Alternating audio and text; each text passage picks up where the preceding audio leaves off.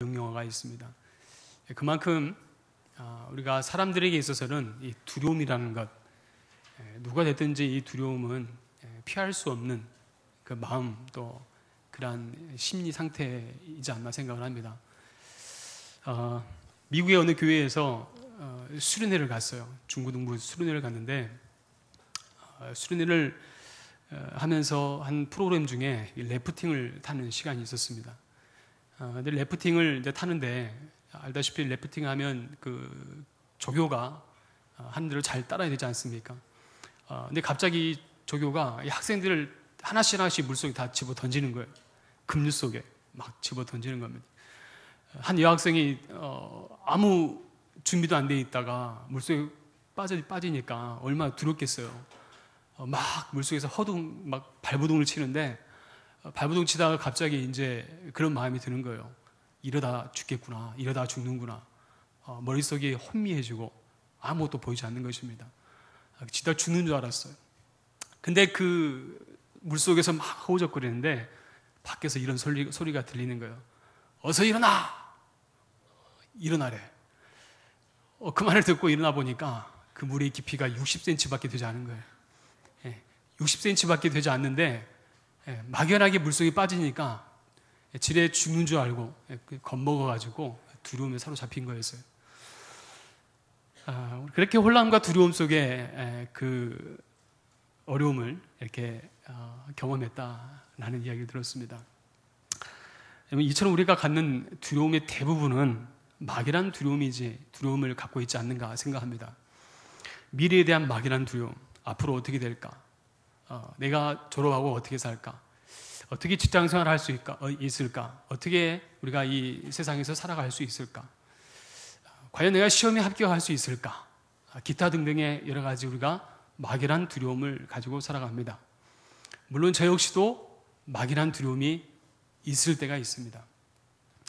앞으로 1년 아니면 5년 이후에 내 모습은 어떨까? 과연 내가 이 자식들을 잘 키울 수 있을까? 특히 우리 집 아이들은 너무 잘 먹는데 앞으로 이 잘 먹는 애들을 어떻게 먹여 살 수 있을까?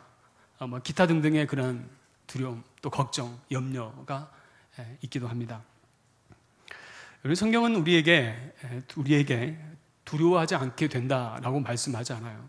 다시 말해서 무슨 말씀이냐면 두려움의 요소는 분명 존재합니다. 두려움의 환경은 존재해요. 하지만 그 두려움의 환경 속에서 우리가 어떻게 극복할 것인가에 대해서 성경 우리에게 답을 제시해주고 있습니다. 오늘 이 말씀은 우리에게 두려움이 찾아왔을 때 어떻게 살아야 할 것인가. 오늘 본문 1절입니다. 우리 다 같이 1장 1절을 해야 되는데 말씀 읽지 않았네요. 그렇죠? 그럴 땐 재치 있게 빨리 누가 이야기해 줘야지. 자, 여호수아서 1장 1절로 9절까지 말씀 다 같이 교독하도록 합시다.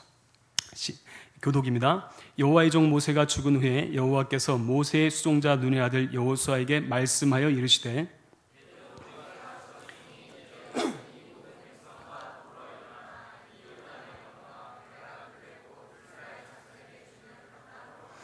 내가 모세에게 말한 바와 같이 너희의 발바닥으로 밟는 곳은 모두 내가 너희에게 주었노니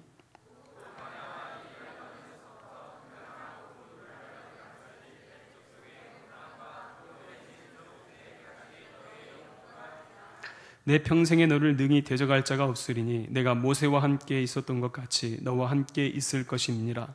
내가 너를 떠나지 아니하며 버리지 아니하리니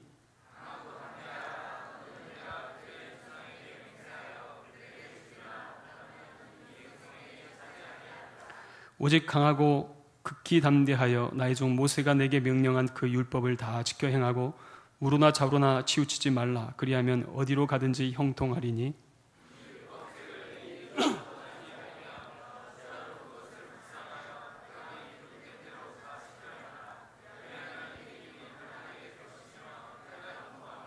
같이 읽습니다.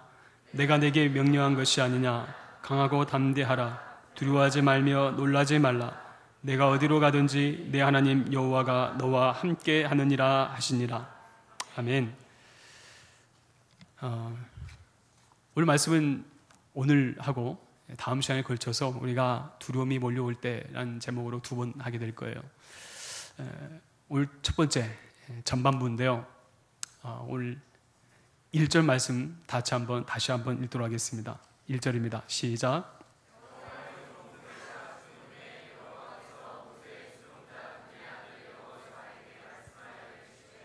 아멘. 오늘 여호수아의 등장에 이르러서 어떻게 여호와의 등장을 알리고 있습니까? 뭐라고 이야기하죠?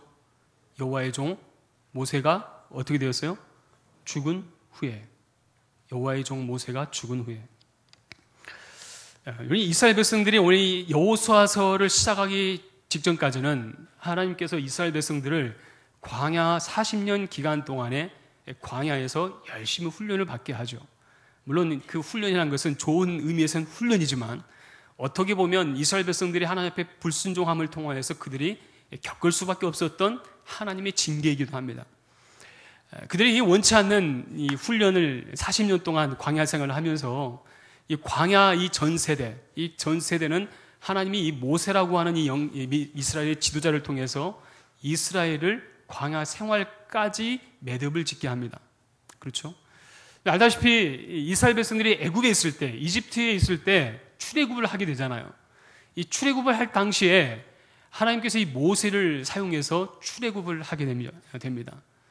당시 여러분들 다 기억하시겠지만 이 이집트에서 출애굽한다는 것 자체만으로도 그들을 이끌고 나온다는 것만으로도 엄청난 일이죠. 그리고 40년 동안 이스라엘 백성들을 이끌어 왔다는 것만으로도 엄청난 일이죠.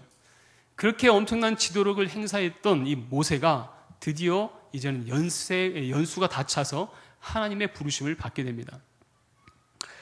자, 그리고 이제는 요단강을 건너는 그 목전에 앞두고 있어요. 자, 그런데 문제는 드디어 하나님께서 명령하신 그 땅, 이 가나안 땅에 들어가기 직전에 어떤 일이 발생합니까? 모세가 죽었다라고 이야기해요. 모세가 죽었다. 이 민족의 지도자가 죽었다는 것은 한 사람의 죽음으로 끝나는 것이 아닙니다. 그렇죠? 백성 자체가 암울해집니다. 우리가 수년 전에 겪었던 일이지만 우리가 전 노무현 대통령이나 김대중 대통령 때도 그렇지만 한 지도자가 죽음을 맞이할 때 온 국민이 비탄에 빠지게 됩니다. 그렇지 않습니까? 의욕이 상실돼요. 어떻게 저렇게 죽었을까? 마음이 많이 슬픕니다. 한번 생각해 보세요. 모세도 마찬가지로 모세가 죽었을 때 이스라엘 백성들 마음 안에 이런 두려움이 없었겠습니까? 앞으로 어떻게 이 모세와 같은 지도력을 누가 행사할 수 있을까? 누가 이끌어갈까? 라는 그러한 마음, 그러한 두려움이 있지 않겠습니까? 자, 그런데 그 새로운 지도자로 누구를 세웠다라고 말씀하죠?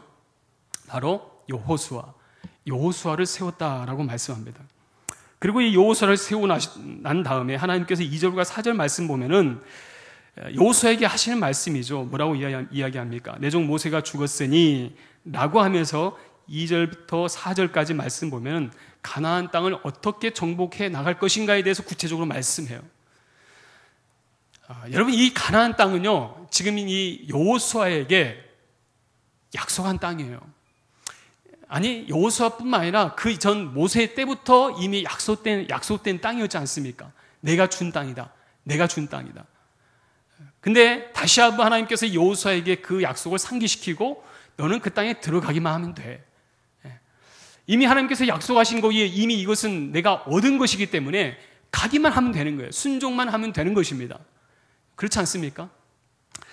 자, 그런데 이 리더십을 인계받고 이 여호수아 마음 가운데 어떤 마음이 들었겠는가? 아까도 말씀드렸지만 만약에 이 시점에서 여러분이 여호수아라고 한번 생각해 보세요. 어떤 마음이 들까요? 내가 과연 일을 할 수 있을까? 내가 과연 이 많은, 이 불평불만 많은, 요즘 사람들이 그렇잖아요. 사람들을 이끌어갈 때 모든 사람이 다 100% 그 사람을 따라가 줍니까? 그렇지 않아요. 이런 말, 저런 말, 뭐 별다른 말이 다 있어요. 이런 사람, 저런 사람, 특징 있는 사람 정말 많습니다. 그런 사람들 다 이끌고 간다는 것이 쉽지 않아요. 근데 모세가 그 일을 해냈잖아요. 근데 그 일을 맡아서 여호수아가 하게 됐다고 생각해 보세요. 여러분이 여호수아라고 생각해 보세요. 어떤 마음이 들까요? 나는 과연 할 수 있을까? 과연 내가 그 땅에 잘 갈 수 있을까? 라는 그 마음이 여호수아의 마음 가운데 있었다는 거예요. 오늘 1장에 여호수아가 얼마나 이 심적 부담을 가지고 있는지에 대해서 구체적으로 우리에게 설명해 주고 있지는 않아요. 어떻게 이 여호수아가 쫄았다, 뭐 엄청 힘들어했다, 뭐 무서워했다 말하고 있지 않아요. 그런데 오늘 여호수아서 1장 읽었던 1절로 9절까지 말씀 보면은 하나님께서 3번이나 반복해서 하신 말씀이 있죠. 뭐라고 말씀합니까? 뭐라고? 강하고 담대해라. 강하고 담대해라. 9절 말씀에 두려워하지 마. 강하고 담대해라. 계속해서 하나님께서 말씀을 해요. 저는 이 말씀 묵상하면서 어떤 생각이 들었냐면 하나님이 미연에 이 여호수아가 그 입술을 통해서 하나님 저 못해요. 나 무서워서 못해요. 어떻게 내가 모세가 아닌데 내가 어떻게 그 일을 하냐고. 나는 그 말이 나올까봐 미연에 하나님께서 먼저 선수 친 것 같아요. 말하기 전에. 왜냐하면 이미 하나님이 여호수아의 마음을 읽은 거예요. 너 쫄지 마. 두려워하지 마. 강하고 담대해. 너 능히 할 수 있어. 하나님 그 말씀하십니다.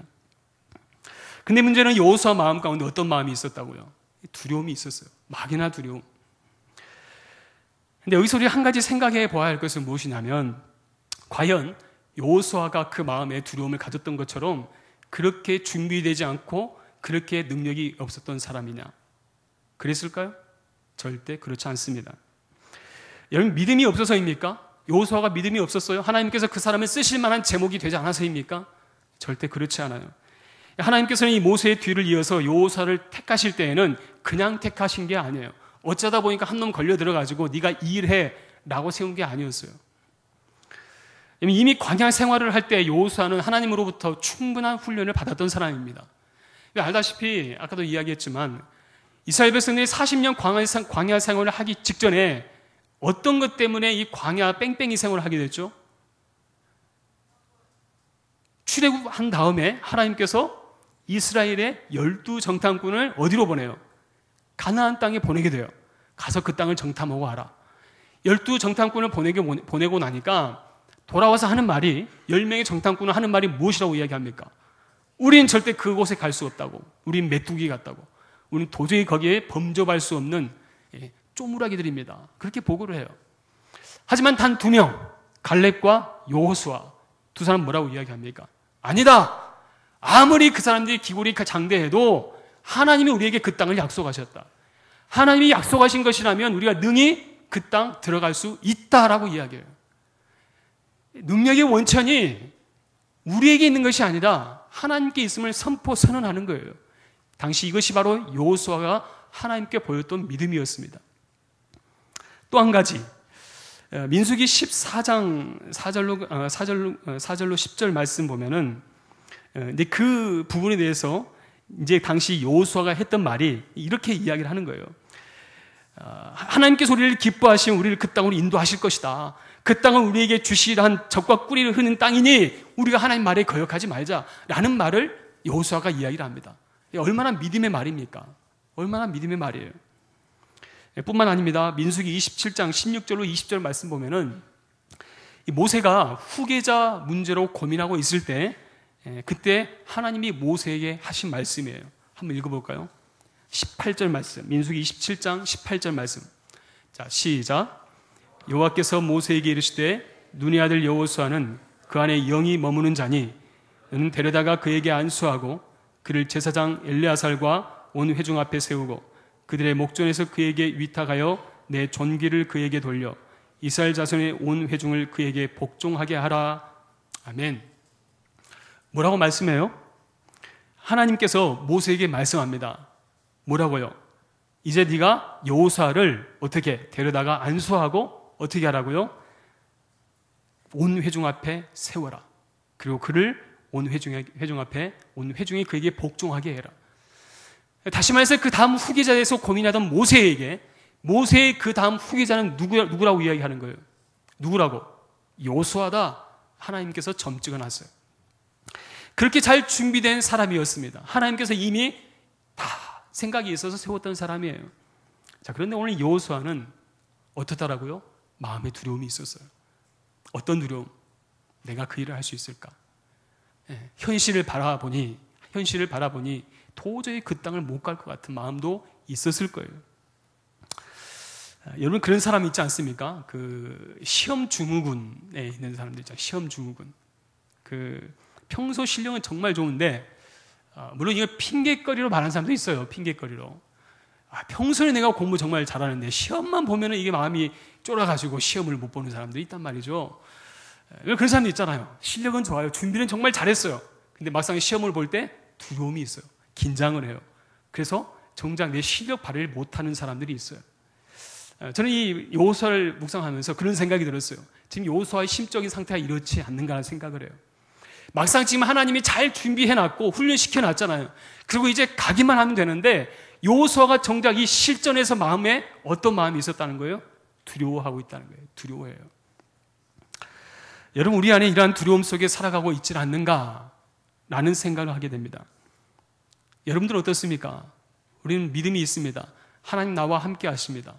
내가 믿습니다 라고 하면서도 우리는 나도 모르게 내가 가지고 있는 두려움이 있어요. 막연한 두려움이 있다는 거예요. 아까도 이야기했지만 직장 문제 때문에, 취직 때문에, 결혼 생활 때문에, 아니면 내 미래 때문에 많은 사람들이 두려워합니다. 능력이 없어서가 아니에요. 부족해서가 아닙니다. 우리는 다 하나님의 존귀한 자녀라고 입술로 고백하잖아요. 근데 우리는 두려워하고 있다는 거예요.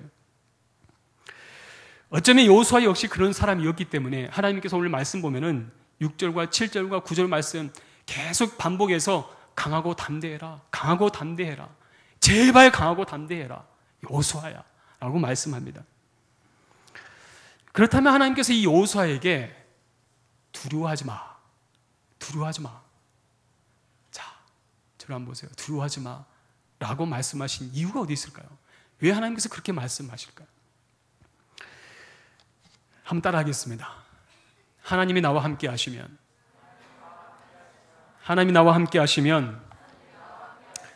두려움을 극복할 수 있습니다. 아멘. 얼마 전에 제가 인터넷 뉴스를 보면서 정말 가슴 아픈 한 기사를 접하게 되었어요. 강남구의 한 임대 아파트에서 근무하는 이 경비원 할아버지가 계셨는데, 이 할아버지가 새벽에 그 아파트로 출근하던 길에 한 통의 전화를 받게 됩니다.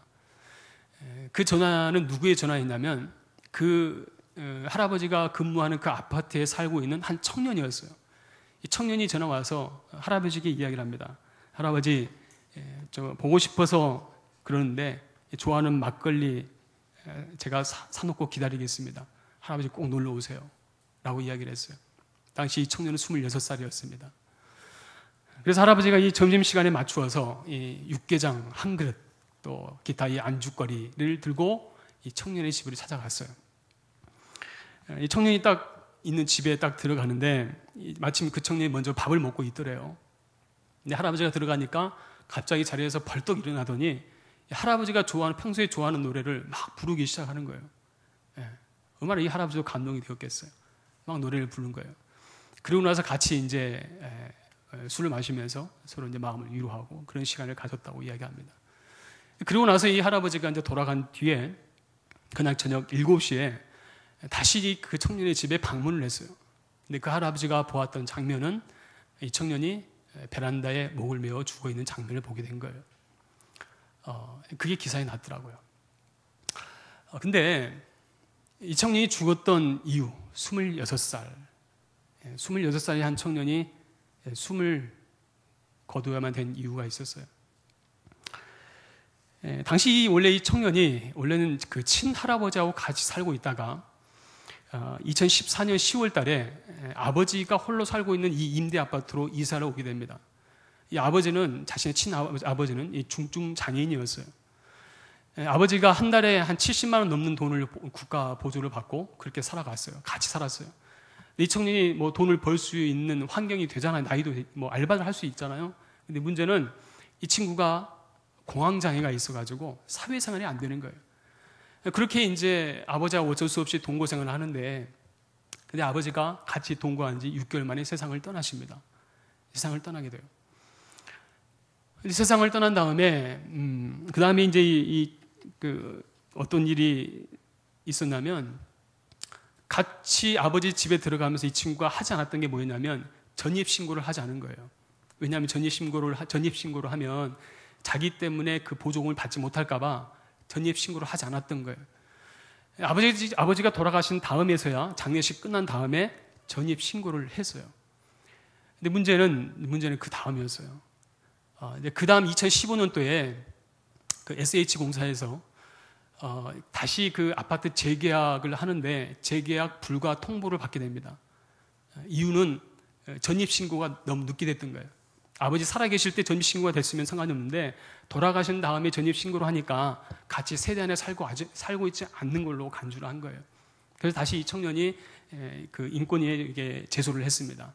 어떻게 형편이 이렇습니다 라고 이야기를 했어요.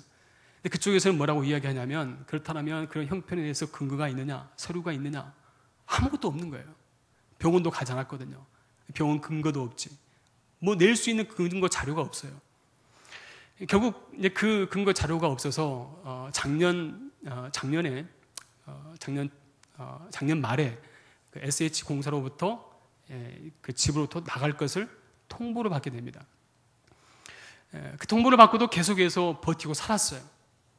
근데 결국 올 4월 달에 이제는 퇴거 명령을 받게 됩니다. 그러다가 그날 이제 할아버지에게 마지막 함께 식사를 하고 그렇게 생을 마감하게 되었다라는 기사를 보았습니다. 참 기사를 보면서 참 어떻게 보면 이 시대에 우리가 가지고 있는 우리 청년들의 모습을 보는 것 같다는 생각을 좀 했어요. 때로는 아무리 가까운 사람이 있어도 함께 해줘도 위로가 되지 않을 때도 있습니다. 아까 우리가 그 청년이 마지막 그 경비 할아버지를 모셔다가 같이 술잔을 기울이면서 뭐 위로받고 싶었겠죠. 물론 위로도 해줬겠죠. 근데 그게 무슨 위로가 되겠습니까? 무슨 그가 해결하지 못하는 것에 대해서 어떻게 해결받을 수 있는 길이 있었겠습니까? 길이 없었던 거예요. 아무런 위로도 되지 않아요. 해결되지도 않아요. 아무리 내가 가까운 사람 나에게 함께 해주어도 해결이 되지 않는 일들이 있더라는 거예요. 어떤 말로도 그 두려움을 극복할 수 없는 일들이 분명 있다는 것입니다. 여러분도 우리도 그렇지 않습니까? 내 주변에 정말 내가 친한 친구가 있어요. 정말 나에게 있어서 내가 모든 것을 다 털어놓을 수 있는 그런 마음을 가지고 있는 사람도 있을 거예요. 그런데 내가 그 사람이 그 말을 했을 때 그 사람으로부터 내가 과연 모든 것이 해결이 되느냐는 거예요. 그렇지 않다는 거예요. 때로는 어떤 사람의 어떤 그 위로도 나에게 도움이 되지 않을 때도 있어요. 아무런 도움이 안 돼요. 오늘 하나님께서 여호수아에게 뭐라고 말씀합니까? 하나님께서 뭐라고 말씀하세요? 앞으로 사는 날 동안에 너를 대적할 만한 자가 없을 것이다. 왜냐하면 모세에게 함께하였던 것처럼 내가 너와 함께 할 것이기 때문이다. 여러분, 우리가 한 가지 기억해야 할 것은 모세가 이스라엘을 이끌어왔던 위대한 지도자가 되었던 것은 모세가 탁월해서가 아니에요. 지도력이 좋아서, 인기가 많아서, 능력이 많아서요? 아닙니다. 하나님께 쓰임 받을 수 있었던, 모세가 하나님께 쓰임 받을 수 있었던 이유 한 가지는 바로 그것은 하나님 말씀하셨던 것처럼 내가 모세와 함께 있었던 것 같이, 이 말씀이에요. 우리 역시도 마찬가지입니다. 이 암울한 세상 가운데서 아까도 말씀드렸지만은 이 청년의 일이 남의 일입니까? 저는 남의 일 같지가 않아요. 요즘 우리 청년 세대를 보면 정말 남의 일 같지가 않아요. 이 세상 살아가면서 여러분들 우리는 어떻게 살아갑니까? 우리가 이 세상을 바라보면서 어떻게 두려워하지 않을 수가 있습니까? 죄송하지만 저는 이 세상을 바라보면 정말 암울해요. 하지만 그럼에도 불구하고 이 땅에 살아갈 수 있는 이유가 있다면 그것은 바로 하나님이 나와 함께 하시면 이란 이 믿음의 고백 하나입니다. 9절 말씀 다시 한번 다 같이 한번 읽도록 하겠습니다. 9절 말씀 다 같이 읽겠습니다. 시작. 내가 내게 명령한 것이 아니냐. 강하고 담대하라. 두려워하지 말며 놀라지 말라. 내가 어디로 가든지 내 하나님 여호와가 너와 함께 하느니라 하시니라. 아멘. 하나님 다시 한번 강조합니다. 내가 어디로 가든지 내 하나님 여호와가 너와 함께 하느니라. 모세에게 함께 했던 것처럼 이번엔 내가 여호수아 너에게 함께 해줄게. 내가 너와 함께 할 거야. 너 두려워하지 마. 무서워하지 마. 하나님 약속하시는 거예요. 여러분 보세요. 여러분이 만약 이 여호수아 입장이었다면 여러분이 이 글을 읽고 있을 때, 이 성경을 읽고 있을 때는 문자적으로는 여러분들 우리에게 전혀 위로가 되지 않아요. 이게 무슨 감흥이 있겠습니까? 오늘 하나님 함께 하신다고 하는데 과연 이것이 나에게 어떤 연관이 있을까? 라는 생각이 들 수 있어요. 하지만 여호수아는 달랐어요. 여호수아는 하나님이 함께 하신다는 것이 무엇인지 알았던 사람이에요. 출애굽기 33장은 회막에 관한 이야기입니다. 출애굽기 33장. 당시 이 회막은 모세가 이스라엘 백성들의 그 진영의 밖에 본진이 있었던 그 밖에 회막을 설치를 하죠. 여러분, 당시 이 회막은 어떤 곳입니까? 하나님의 임재의 상징이었어요. 하나님의 임재의 상징이었습니다. 이 회막은 하나님의 어떤 분인지를 경험할 수 있는 아주 중요한 장소였습니다. 출애굽기 33장 9절로 10절 말씀 다 같이 한번 읽도록 합시다. 9절로 10절 말씀 시작.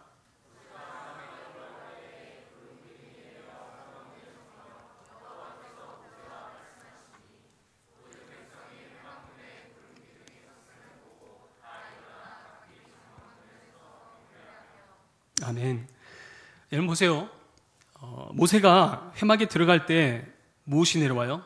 구름 기둥이 내려서 회막 문에 섰다. 그리고 하나님께서 모세와 말씀하셨다라고 이야기해요. 모세가 하나님과 함께 교제합니다. 그리고 모든 백성이 회막 문에 구름 기둥이 섰음을 보고 다 각기 일어나서 장막문에 서서 경배하였다라고 말씀해요. 무슨 말씀이에요? 하나님의 임재가 그곳에 있었고 그 임재를 본 이스라엘 백성들은 하나님 앞에 경외의 표시를 합니다. 경배합니다. 자, 이때 그 다음 11절 말씀 다 같이 한번 읽도록 합시다. 시작.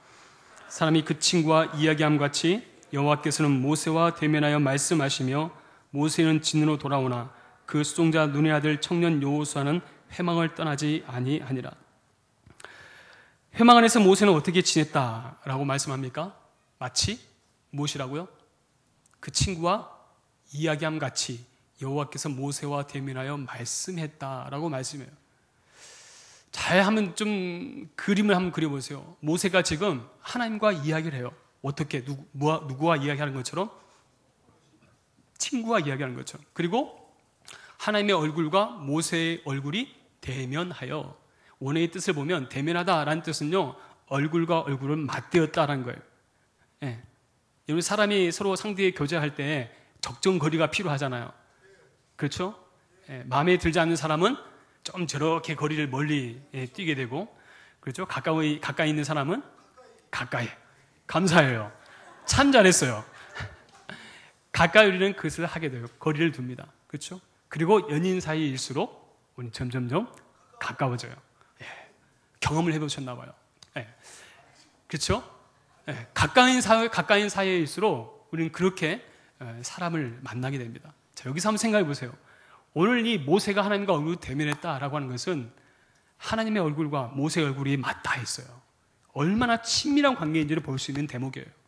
얼마나 영이 모세가 황홀해 있겠습니까? 근데 그 장면을 지금 누가 같이 봤어요? 여호수아가 보고 있어요. 여호수아가. 자, 그리고 나서 모세가 하나님과 교제한 다음에 어디로 갔어요?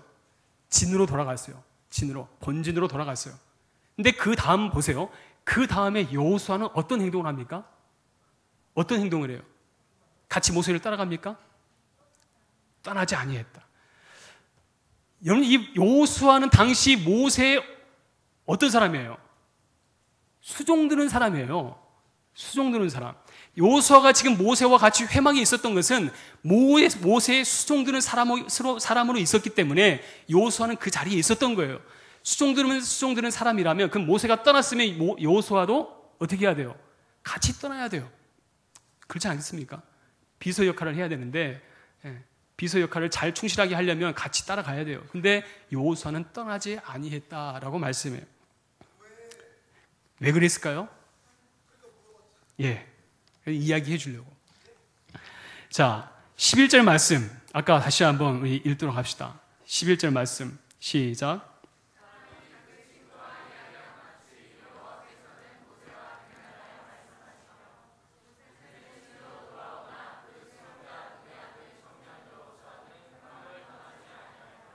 아멘.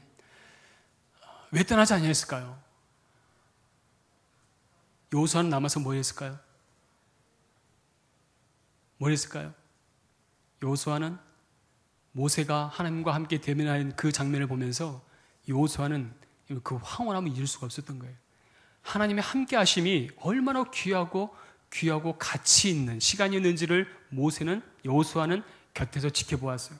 그리고 모세가 떠난 그 뒤이어서도 여호수아는 그 자리에서만큼은 놓치고 싶지가 않았던 거예요. 이게 바로 여호수아가 가지고 있던 마음이에요.